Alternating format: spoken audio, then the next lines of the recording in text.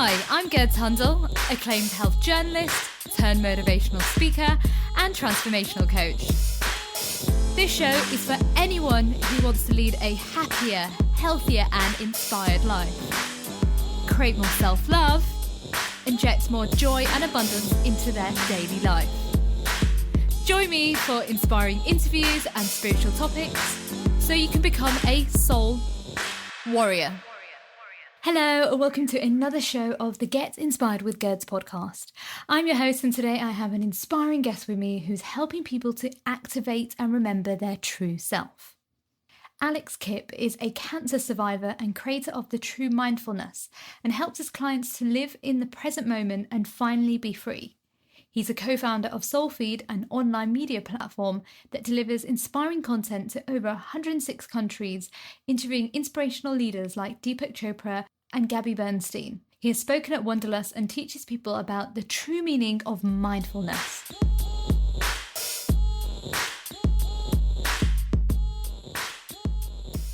Alex, it's an absolute pleasure having you on my show, and thank you for joining me.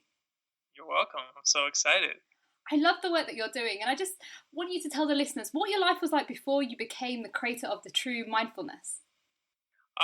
What my life was like before I became truly mindful. Horrible.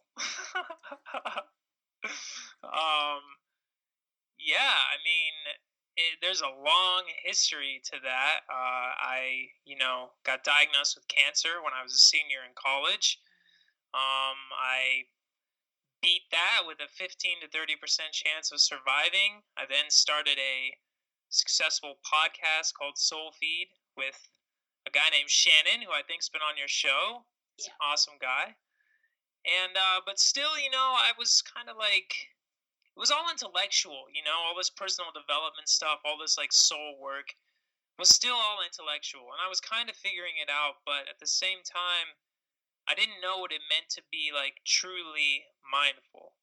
And so that's really the direction I'm heading now in creating this true mindfulness movement, because it's different when you experience it and it's not just intellectual. And so many of us think we're experiencing it, and yet our life still continues to be full of doubt and worry and fear and anxiety, even when we're seeing some success sometimes. Can you resonate with that at all? Yeah, absolutely. Like growing up, like I was, as I've told Shannon before as well, like I grew up in a spiritual background. So I'm Sikh. And so I'd go to the temple, I'd meditate, but I didn't know I was meditating.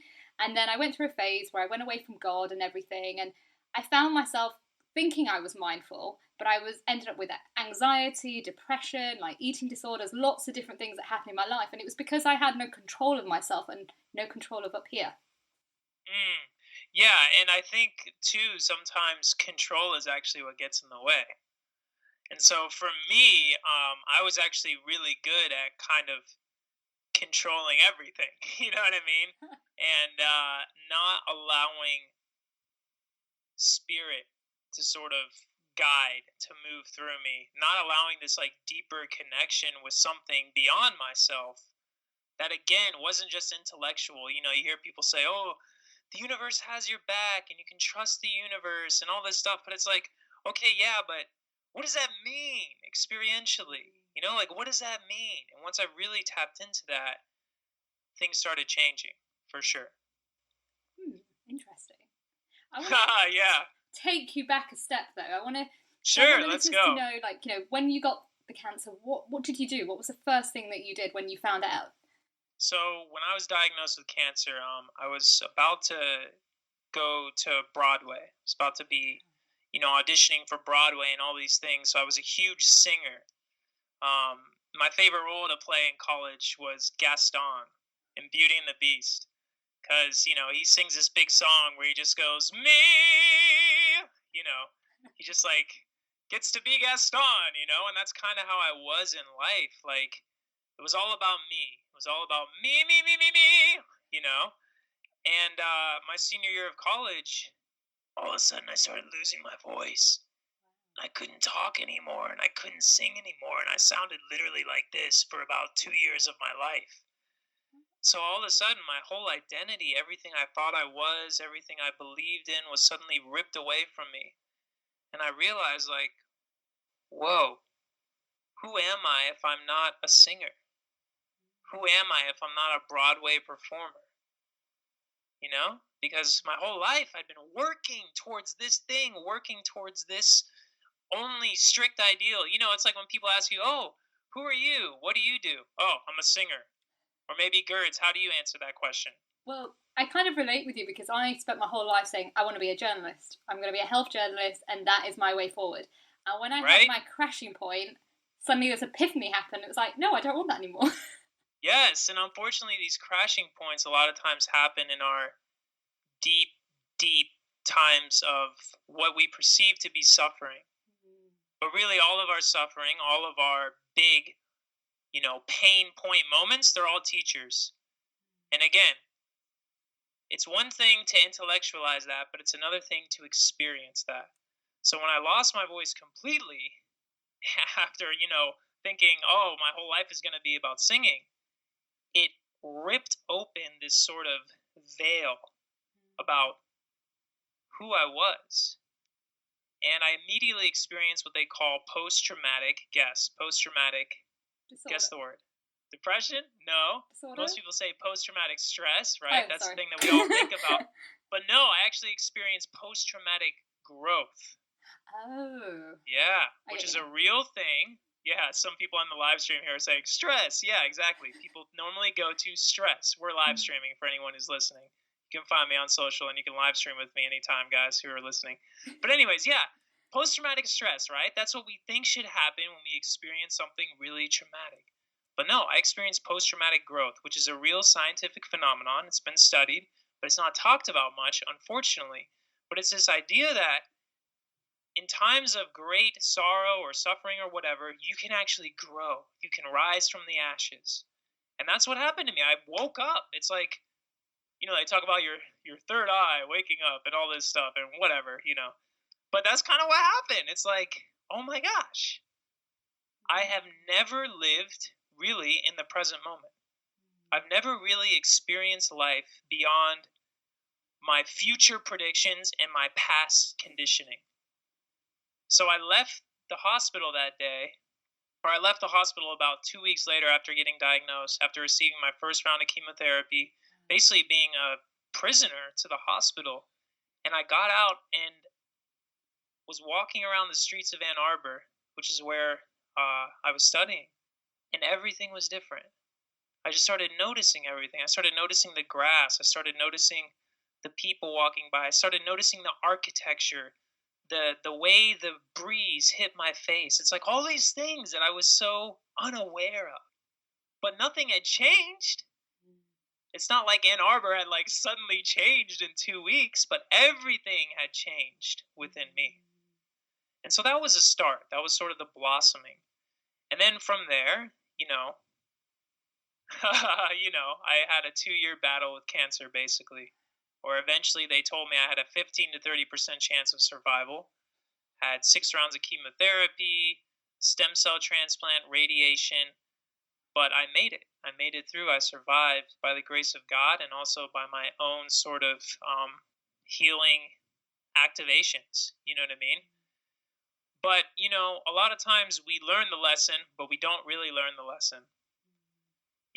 So, 2 years later or so, or a year later after I'm surviving, it's now been 5 years since then, you start kind of getting back to the old you if you're not truly mindful, You start putting your identity in, now I'm this thought leader. Now I'm this personal development guru. Now I'm this mindfulness meditation teacher. Now I'm the top-rated podcast host. Yay! That's not what you are at all. Those are all things that are just coming through you. You're just the instrument, You're just the reed, music. The wind blows through the reed, makes music. That's all intellectual a bit, but it's also experiential. Does that make sense? Absolutely. I understand where you're coming from, and it was interesting that you said that you had that transformation, the growth within you, because I had a cancer scare at 25, and I was sat in a hospital by myself, all alone, thinking, what am I going to do now? And by God's grace, probably the best way of saying it, was that actually they made a mistake. It took 2 months for them to realise they made a mistake. But from that moment, I said to myself, I can either let that situation define me or I can let it fuel me.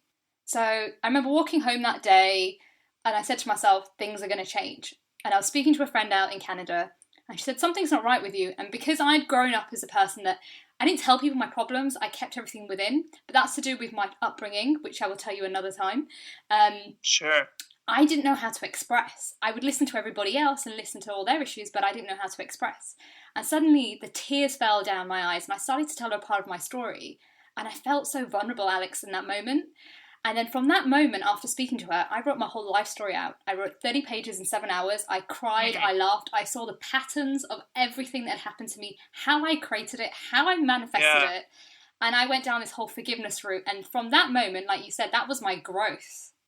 That was the changing. I was never going back to the person I was before. I was ready to move forward in a different way, but in a more happier and healthier and inspired way. For sure. And the thing is, once your brain knows a thing, it can never not know that thing again. So once you start to experience what true presence is, what true living in the moment is, what true mindfulness is, you can never not experience it again. Or, I mean, you can never not know what it is again. So the problem is, though, is you can forget. It's easy to forget. So we're always coming into this state of forgetting, remembering, forgetting, remembering, forgetting, remembering. So it's like, how do you cut down that forgetting time, right? And just stay in the remembrance of who you are, of what it means to really just live presently. You know, that's what I'm now obsessed with and helping people with and coaching people with, and yeah, it's a different game when you start to experience it and it's not intellectual. I think a lot of society's issue is that we're too busy thinking ahead or we're going back in time, which is causing us to have depression or anxiety, but we're not, like you said, being present in that moment and like just being appreciating that day rather than thinking, okay, I need to get this house, I need to get this car, I need to get this. You're thinking 10 years ahead, but you're not calming down and thinking, hey, what do I need just for today? Yes, and there are ways to be present with the future without getting lost in the future. Does that make sense? Yeah, absolutely. Because for a long time, too, I started thinking, well, then does that mean I just can, like, never, like, plan ahead or never, like, take action on the visions or make action plans or da-da-da? Does that mean I'm not living in the present? And no. You can still very much be in the presence of the thing you're building or creating or desiring. But when you get lost there and you just stay there and you're sort of stuck in this place of inaction where you're just like, I don't know what to do, but I know that it's supposed to be this and I'm supposed to be probably doing that, but it feels so far away. That's when it gets dangerous. You know? And also, if you're only stuck in just that planning mode and all this other stuff, then it also gets dangerous because you're actually not just appreciating, being grateful, being mindful for just the beautiful simplicity of the inhale and the exhale. You want to know how you're losing the balance of your mind? If your breath all of a sudden has lost its balance. And how do you know that? Well, because you can feel it. Once you're tuning into your awareness, you can start to feel it. And so how do you get back on track? Just focus on the inhale and the exhale through the nostrils. That's the first way that Buddha taught people how to become enlightened, through his very specific meditation flow that I've learned and mastered, and I've started teaching other people how to do. And it's really profound how simple it is when you really get back to the basics. There's so much to go into, so I don't know where you want to take me, but basically I discovered, like, again, I was saying, like, I had these moments of, like, true mindfulness, right? But then I kept forgetting. I kept getting swept back into, like, my old narrative. I kept getting, obsessed with future results, proving that, my cancer wasn't going to affect me. I kept having this seed in my head that for some reason I had to suffer or work really hard for enlightenment or for love or for whatever, right? It's kind of the Western narrative, like work really hard to get success, to achieve results, which we think is going to lead to love and fulfillment and peace and contentment, when really it's kind of backwards. You got to find that first, and then the things will just naturally emerge. So it's interesting you said that. Sorry. Go ahead. I was just going to say. No, go ahead. I was talking to a colleague the other day, and he was just talking about how he's not feeling well. And I said, "Have you been sleeping?" And he said, "No, I haven't been sleeping well for the last few weeks." And I said, "You need to come out of the Western mode." And he said, "Why?" I said, "Who are the most successful and smart people out there that we know? Is it the Western world or is it the Eastern world mentality?" And he was like, "The Western world?" And I said, "Yes and no. The Western world, we, like you said, we want to succeed, we want to thrive, but we never take time to relax. Whereas in the Eastern world, they have power naps in the afternoon. And they get more work done than we do." Yeah. Yeah. And I think I think it's less a debate of who's smarter or whatever, and more of a debate of like, what works for you? You know what I mean? Like, what really works for you? And this is what I've found with clients over and over and over again, is that, you know, when I'm coaching with people now, it's very clear that, again, experiential, right? Certain things work for certain clients that do not work for other clients. As in, for me, my meditative process is like, yeah, I'm closing my eyes and I'm letting the flow take me, but it's very different. As in, like, my whole body's moving. Like, I work out blindfolded now. Where literally I'll just put 2 weights in the room and I'll put like an exercise ball. I'll have a blindfold around my head because I just let my body take me. I let the spirit just take me. Just let me flow through life. And it trains me, again, experientially to intellect. It trains me to then let go of control in life. You know, when God or spirit or the universe is saying, hey, you should go to the village today. There might be someone there for you to meet. And I get up and I go. And all of a sudden, I meet some person who gives me this giant staff, you know, that then I'm like carrying around and flinging around like a martial artist ninja. Or, you know, sometimes my feet just start walking me places. Like I'm in control, but I'm also being led. And, you know, recently it's led me in front of a bank, for instance. It's had me do this like fun little dance, you know, to call in more abundance, call in more money for the things I'm building. It's led me to an empty lot, a center in nature that's for sale. You know, it's like, it's very mysterious when you allow yourself to be led by the spirit and not control everything so much. And this all started opening up to me when I went to this 10-day meditation retreat. And I actually got kicked out of the retreat. What? Yeah, I got kicked out day 9. And I'm not going to tell you what retreat it was or the name of it because I want to respect their thing or whatever.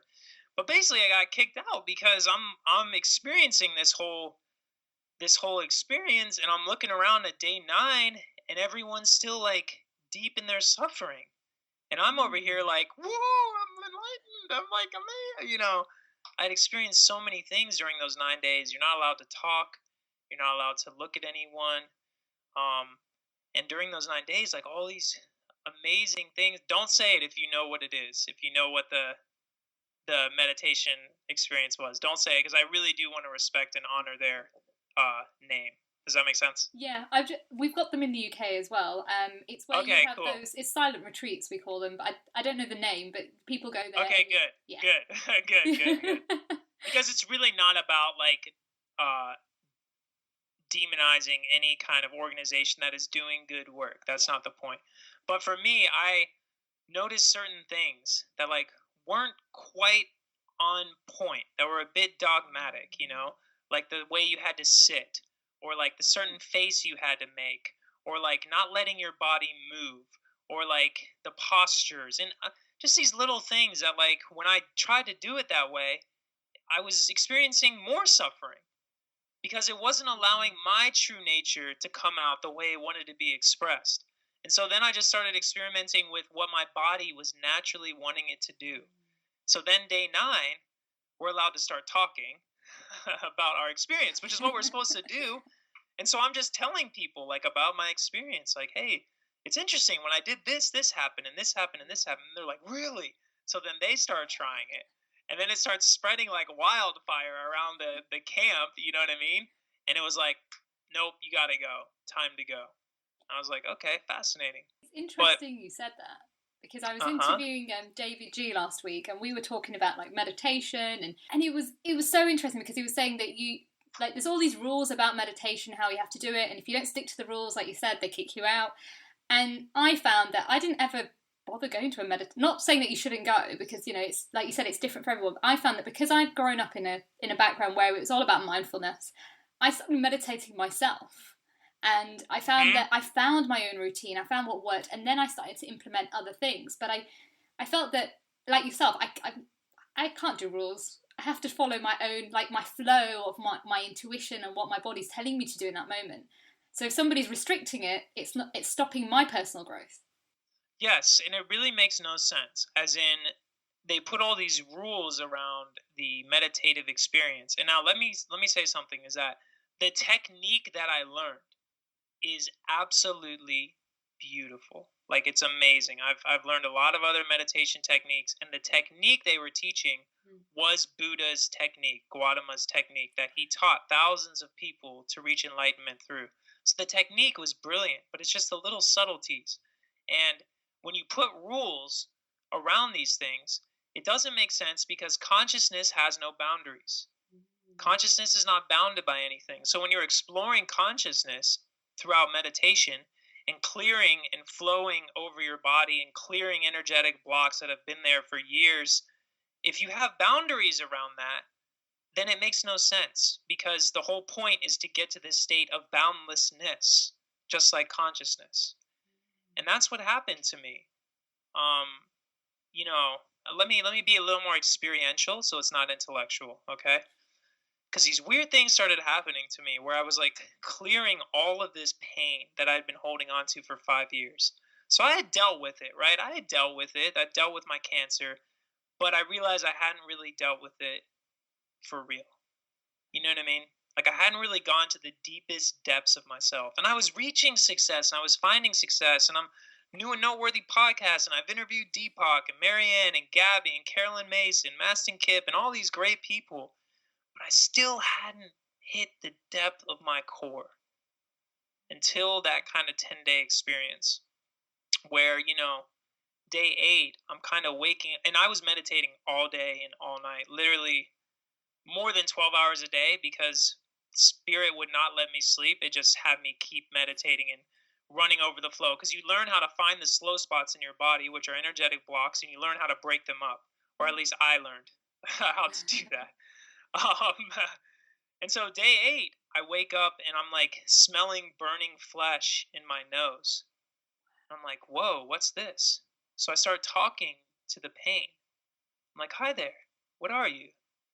And it's like, I'm your judgment. I'm like, really? And it's telling me, it's not like I'm making it up, right? It's like, I'm your judgment. I'm like, really? Yeah, you've been judging yourself, you've been judging others, lack of love, blah, blah, blah. I'm like, oh, okay. And it's like, I'm also your psoriasis. I'm like, really?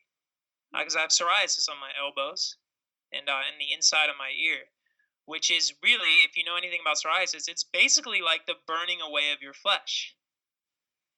And so I made a little deal with it. I'm like, okay, if I stop doing that, will you kind of let up? And if I do, you can come back to help me remember. Because remember, these things are teachers, right? Mm-hmm. And so we made a little deal.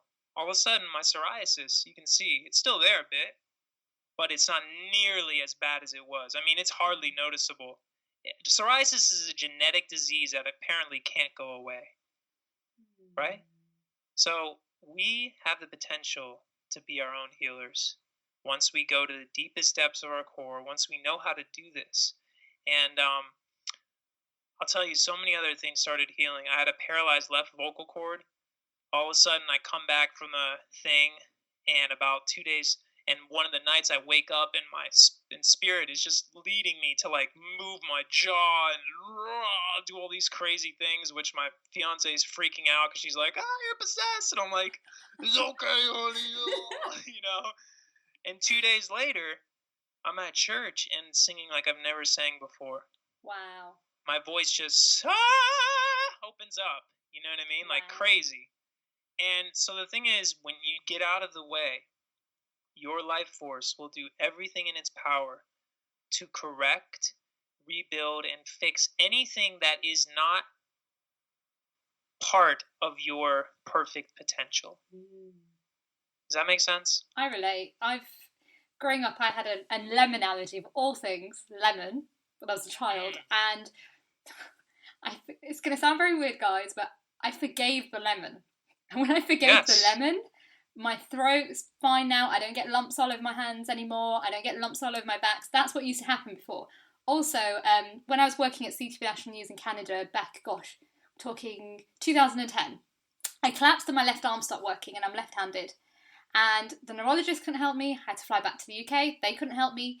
My dad just taught me some techniques how to move my arm around. Within 6 months, I regenerated my arm. And it was all to do with self-love. It's because, I don't know if you know about the hand that you use is you're giving love. You're giving, and your other arm is receiving. So I was giving more than I was receiving, and my body shut down to say, hey, you need to look after yourself.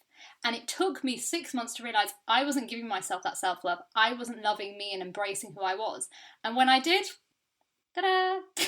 Yes, and I will tell you, that's the difference between intellectual and experiential. So intellectually, you can know, I don't really love myself. Or I know I should love myself. Or, yeah, I love myself. I love myself so much. But experientially, it's not showing up. And you actually might not have gone through a process where your body literally speaks to you or shows you visions about how you're not loving yourself, how you're actually judging yourself. I mean, my chest on that day 8 when I woke up in the morning literally felt like burning flames of fire, because that's where my cancer was. And I had to talk to that mofo for a long time. We had to get friends really quick because it hurt so bad. It was so painful.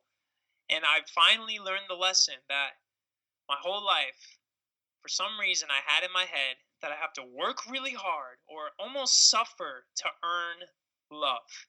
That I have to earn love. Love is our God-given right. Salvation is already ours. There's nothing we have to do to earn love at all. So, again, I knew that intellectually, but then I experienced it. And then some weird stuff started happening after that. When I kind of cleared everything, I started getting abilities. Like, legit abilities. Where, like, I started going home. I went home, came home, and man, it was the most intense transition ever, because I was silent for 10 days, only paying attention to my sensations, the inhale, the exhale through my nose, all the blocks. All of a sudden, like, we're in nature. All of a sudden, I get home and there's like, beep, beep, beep, beep, you know, highway cars. It's like, you don't even realize how much it affects you until you've experienced the difference. So I'm like at the mall, literally getting dizzy just walking, because there's so much stimulus. Like, literally, it looked like I was drunk, because so much stimulus was hitting my field when I was so used to being just, like, completely without that. You know what I mean? I didn't look at my phone for 10 days. Now I've got 2 phones pointing at me, a laptop pointing at me, live streaming, you know. So, but the thing is, I'm aware of it now, and I can control it now, whereas before I was completely unaware of it. But anyways, back to what I was saying is, I started feeling people's energy. I started, like, running my hand. You know, some people call it Reiki. I don't really call it that, because I don't even know if it is Reiki. Some people say it's Reiki-like, but it's everything. It's like, you know, I'm working with people now on a whole different level. Like, I've helped people heal pain they've had in their shoulders for 5 years that 4 different practitioners couldn't do anything about in 30 minutes. I've helped people, like, with hip problems for years of their life in 30 minutes. I've helped people who've been on antidepressants for 3 years get off those in 40 minutes. It's like, when you clear yourself like that, abilities start opening up. Your true nature starts opening up. And it would make sense for me, right? Because my whole life, cancer, psoriasis, Lyme disease, shingles, all these things that I got, but that I ended up healing. So naturally, it's like I was healing parts of myself, but I didn't know how I was doing it. Yeah. And now I know how. And for anyone who's like, this sounds like bullshit, No. I've got it all on tape. So you can watch all of them too. You can watch most all of them. And it's real. It is. And you know what? It really scared me at first. I was like, what is this? I don't know what I'm doing. I don't know how I can do this. I don't just lie down, calm down. It's okay. And then their body just starts, moving on its own when I stop like running my hand over them, and it's like correcting them themselves. Their life force is correcting them themselves, And like intellectually I'm like, this is not normal. This is not something I should be able to do. But experientially, every single person I work with is like, I feel like I'm flying out of my chair. What's happening? I just felt that huge block in my head fly out of my head. How did you do that? And what I've realized is I'm not, they're doing the healing. They are doing the healing. I'm just making them aware of their own process and how to do it for themselves. And this is the dangerous thing about healers, is that they are doing all the healing. I'm doing all the healing. Look at me. Look how cool I am. Just like I'm the best singer in the world. Look how great my voice is. No. They're doing the healing. You're just here to serve. You're just here to help. And you become way more powerful when you come from that perspective. Absolutely. And we're all healers. That's the thing, guys, out there. Like, all of us have the ability to heal. Like, once you start to heal yourself within, we've all got energy in our hands. We've all got healing powers. If you think about people who live in the rainforest, have you ever seen them when you've seen them on TV shows, or even like Avatar, they sit all together and suddenly the person in the middle who's sick is healed? It's because it's energy. We've all got that energy within us. It's because we live in the Western world, we have this mindset where it's all about striving to success. So the more we think about success, we forget about knowledge of self. And when we lose knowledge of self, we have years of, like you said, being sick or not being well, but not knowing that we already have the power to heal from within. Yeah, and this is where I want to actually change the narrative in terms of success being sort of this like almost bad thing. Sometimes we can get there, you know what I mean? And the point is that like success is never a bad thing. To be successful is great. Jesus was very successful at what he did. Buddha was very successful at what he did. However, they didn't do it for the success. Do you know what I mean? And they were at such a point of clarity and realness within themselves that it was their mission. It was their God-given divine appointment on this planet Earth. So that doesn't mean that we shouldn't, want success or try to achieve success or go after all of that success. It just means that we must be very clear about how we're doing it, why we're doing it, and the intention behind it. Yeah, I agree with you on that. It's how you make success, really, isn't it? It's not. Yeah. And I think a lot of us, we see a lot of the successful people that we think, like, it's very angry and very me, self culture. Yes. But there's two types. There's success in that way, but there's also success in the calm way. You can still be successful and very calm. It's how you react to situations and scenarios in your life. Sure, and you can be successful and really passionate too. Yeah. So I think, it really comes down to everyone has their own unique seed. If you just go back to nature has all the answers. So I have a specific seed that if I give it the right soil, the right sunlight, the right water, it's going to grow to its full potential.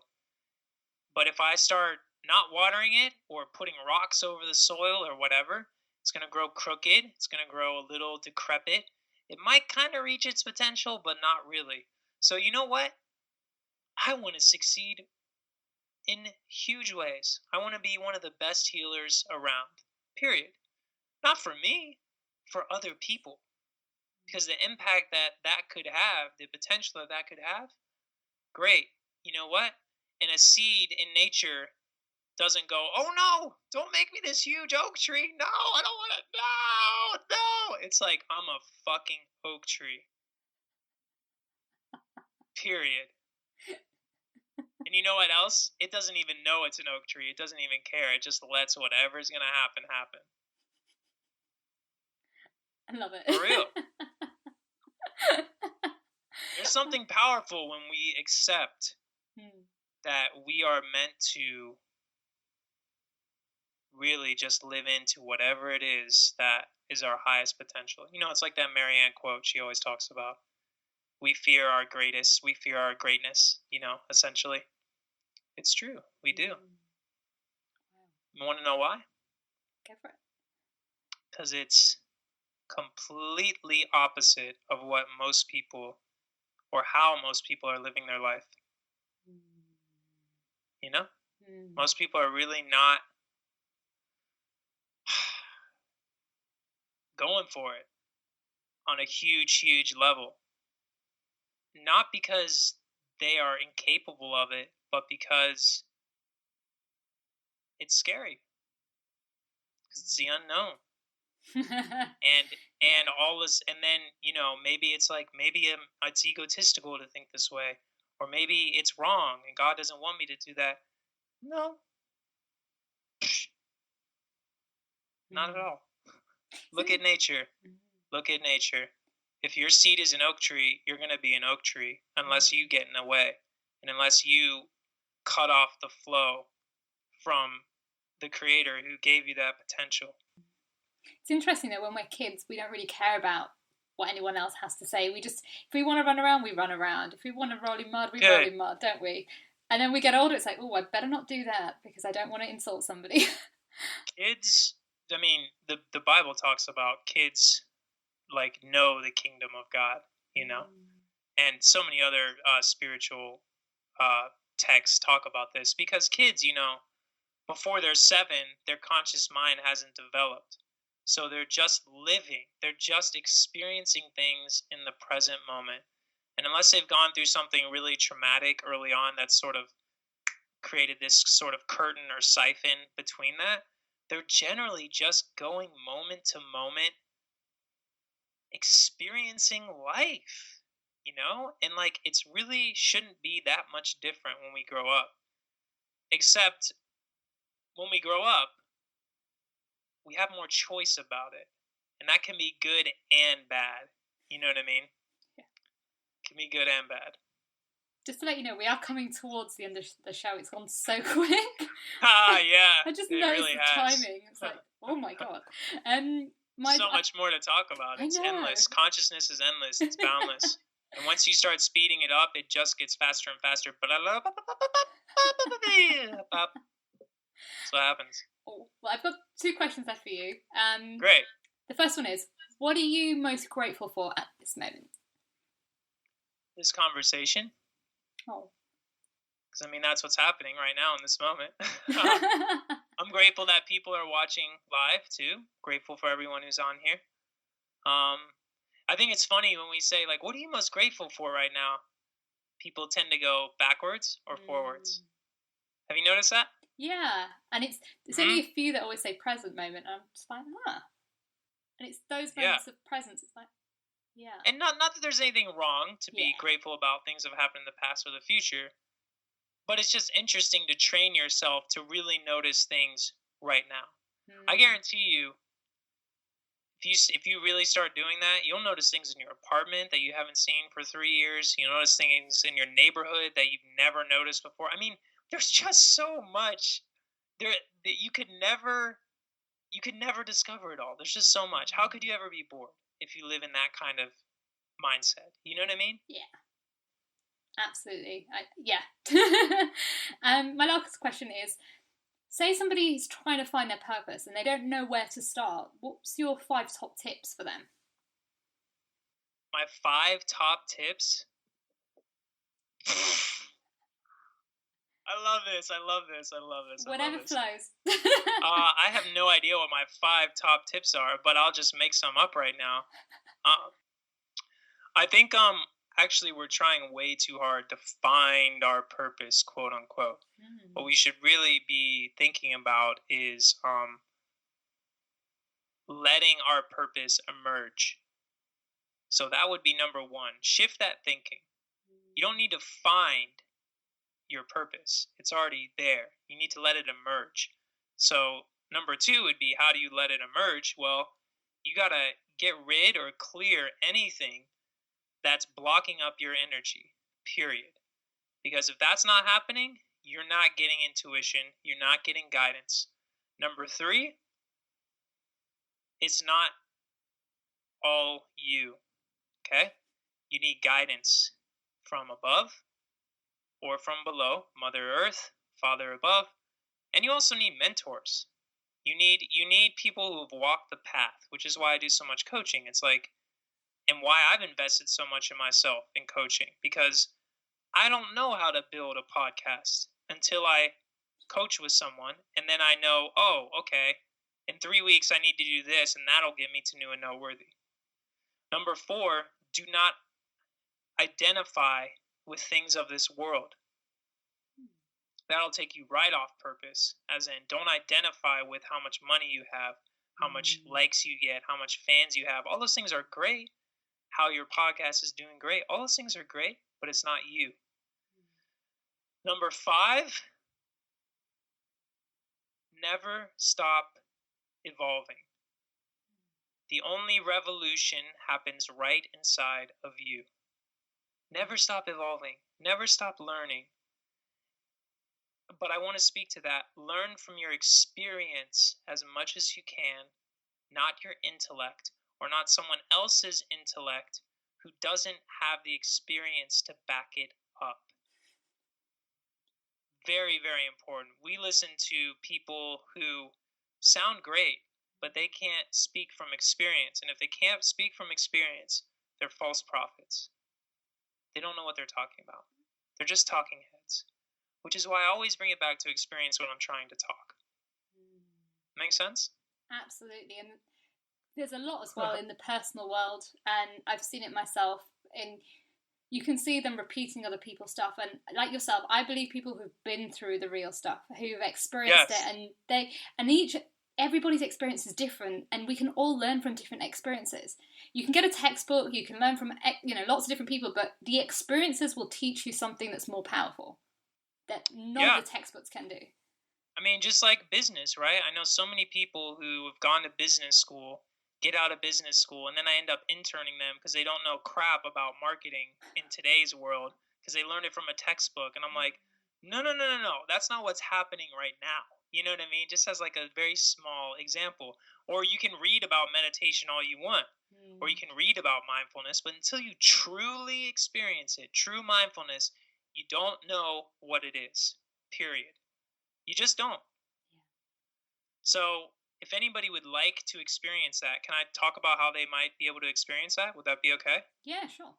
Just very briefly, because I find that a lot of times I don't want this to just remain intellectual for the people who actually want to experience it. So I always give like free 30-minute true mindfulness calls where basically they can just talk with me. You just have to fill out a quick application. It's free.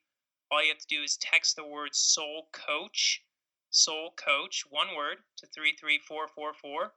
Or you can just email me at livelikecoaching@gmail.com. Anyone who's on this live stream, you're welcome to do that too. Because, I think everyone should at least have a taste of their own self-awareness. And, I always think, wouldn't it be funny if Jesus went around healing people and then was like, $2,000? So, now, that being said, I make a living. I have to make a living. But that doesn't mean that I still can't give the experience to someone the first time for free. You know what I mean? Yeah. And once they experience it, they'll know maybe like what that would do for their life and what kind of investment that would be for their own potential, So perfect. We could do one together too. I'd love to show you it as well sometime. Sure. We'll make that happen. Oh, where can my listeners find you? So if they want to check out your website, yeah, I mean, you can find me at alexkipp.com as well. Listen to Soulfeed, the podcast, one word, Soulfeed. Instagram, love my Instagram people. Alex.Kipp, also on Facebook, Alex Kipp Live Light. I mean, I'm everywhere. Just look me up. I love to connect with you all. I really hope that this served you. I hope that I didn't get in my own way and that I let spirit flow through me, and that I really appreciate what you're doing, Gerds. This is not easy, I know, because I do it. And I thank you for being a light in this world. We need way more, and there are many more who are activating now, and that's just so beautiful to witness. Thank you for sharing your story. It really means a lot, and just taking us on that journey to see where you were and where you are now. That's just powerful, and sharing everything. I could see you in your moments, and yeah, love it. Thank you. Well, thank you. We'll definitely talk soon. Yeah, we'll get you on the show again. Bye. Namaste. Wow, what an amazing interview with Alex. Guys, do check out his website because the work that he does is truly inspirational. I actually did a healing with Alex just after this interview, and wow, it just blew me away. Unfortunately, that's the end of the show. Don't forget that you can find me on Facebook at Get Inspired with Gerds, that's G-U-R-D-S. You can also find me on Instagram, and on Twitter you can find me at I am Gerds, that's G-U-R-D-S. Also, check out my new 21-day abundance course on my website, and you can sign up to my free webinar, which is taking place next week. Before I leave, I want to leave you with this quote. The purpose of life is to live a life of purpose. That's a quote by Richard Leader. Take care, and I'll see you next week. Bye!